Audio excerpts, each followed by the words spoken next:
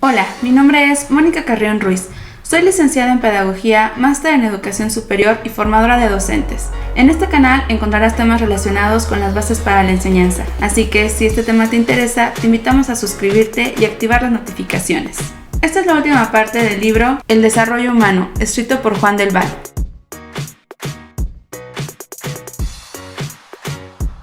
Este es el tercer capítulo llamado La adolescencia. El primer tema de este capítulo es la pubertad y la adolescencia.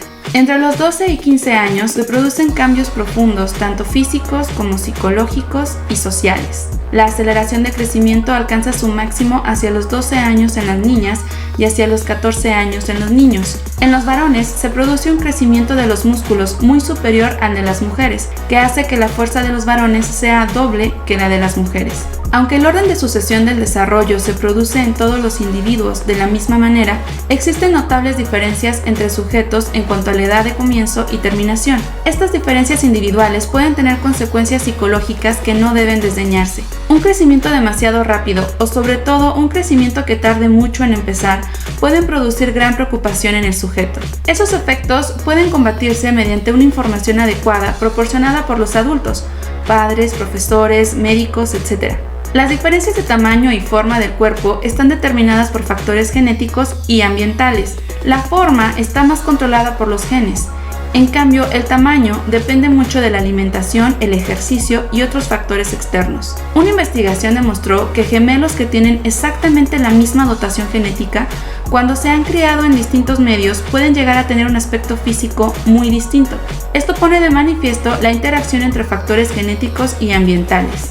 En épocas pasadas, la estatura adulta no se alcanzaba hasta los 25 años, mientras que ahora se alcanza en los varones hacia los 18 o 19. Todavía hasta el siglo pasado, la edad media para la aparición de la primera menstruación en las mujeres era cerca de los 17 años. Actualmente la edad se ha reducido alrededor de los 12 años.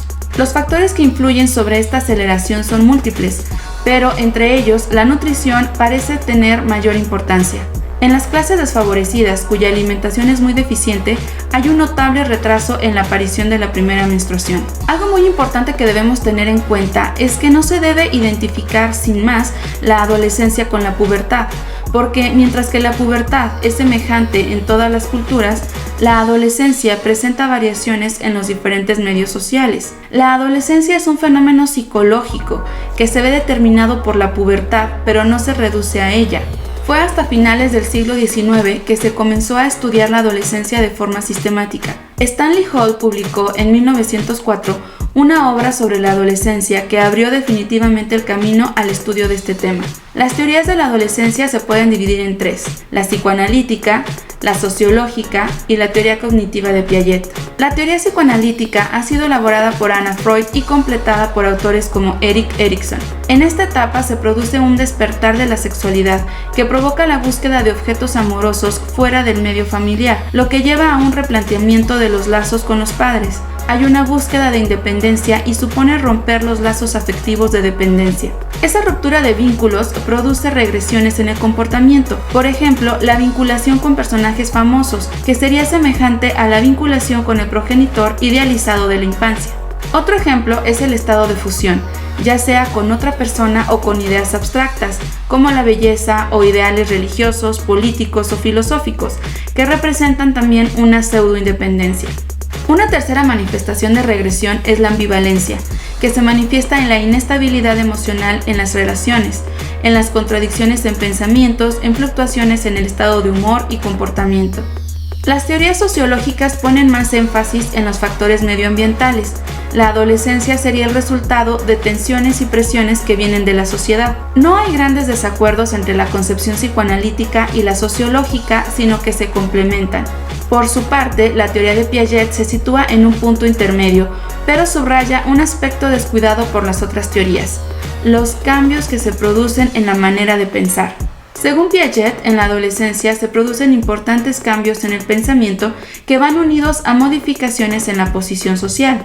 El adolescente elabora planes de vida gracias a que puede razonar no solo sobre lo real, sino también sobre lo posible. El siguiente tema de este capítulo es Los comienzos del pensamiento científico. Los adolescentes tienen un gusto mayor por lo abstracto, tratan de teorizar casi todo, unas veces con fundamento y otras sin él. En 1955, Ingelder y Piaget publicaron el libro De la lógica del niño a la lógica del adolescente. A partir de entonces, la teoría de estos autores ha sido el punto de partida de las investigaciones sobre el pensamiento adolescente, a pesar de haber recibido numerosas críticas, puesto que sigue sin existir una teoría alternativa que la sustituya. Los experimentos de Ingelder y Piaget tratan de fenómenos simples y los sujetos deben explicar qué es lo que sucede y descubrir las leyes que los explican. A partir de estos experimentos se encontraron 3 estadios en la formación del pensamiento formal. En el primer estadio, los sujetos utilizan la técnica imaginativa. No son capaces de hacer una lectura objetiva de lo que sucede, no es capaz de interrogar a la realidad y por ello tampoco puede aprender de la experiencia. En el segundo estadio, se establecen técnicas concretas que permiten el descubrimiento de reglas prácticas. Intentan alcanzar el resultado, pero sin comprender perfectamente cómo se llega a él. En el tercer estadio, utilizan las técnicas científicas. Buscan entender cómo funciona el conjunto. Estos adolescentes trazan primero un plan y luego lo comprueban con todos los casos, teniendo en cuenta todas las combinaciones posibles. Estas nuevas capacidades se manifiestan en una serie de rasgos. El rasgo más general es que el sujeto no solo razona sobre lo real, sino también sobre lo posible. Este razonamiento es un arma muy potente para entender el mundo y transformarlo. Hay que tener muy en cuenta que el pensamiento formal es una capacidad muy sofisticada que permite resolver problemas de una forma científica. Esto no quiere decir que los sujetos que han alcanzado el nivel de pensamiento formal lo utilicen siempre. La mayor parte de nuestros problemas pueden resolverse de forma más simple, sin recurrir a nuestras capacidades máximas. Por ello, nuestra actuación se produce generalmente en niveles más bajos. Y esto es muy importante. Para desarrollar el pensamiento formal se requiere un entrenamiento que también se pierde por falta de uso. Es por esto que las escuelas deben ocuparse de fomentar este tipo de razonamiento científico. Nos queda todavía mucho por descubrir acerca del pensamiento de los adolescentes y los adultos. Lo que sí es innegable es que hacia los 11 y 12 años, los chicos se vuelven mucho más reflexivos, más capaces de abordar problemas más complejos, examinan las consecuencias de las situaciones y su pensamiento es capaz de extenderse hacia el pasado y hacia el futuro. El último tema de este capítulo es el adolescente y el mundo social. El adolescente deja de ser niño, intenta ser como los adultos y al mismo tiempo oponerse a ellos. Esta ambivalencia respecto al mundo de los adultos es un rasgo muy importante del comportamiento del adolescente. El psicoanalista Erik Erikson ha dividido el desarrollo humano en 8 estadios, cada uno de los cuales supone superar una crisis. Señala que la identidad es un producto único que en la adolescencia enfrenta una crisis que ha de resolverse solo en nuevas identificaciones con compañeros de la misma edad y con líderes fuera de la familia.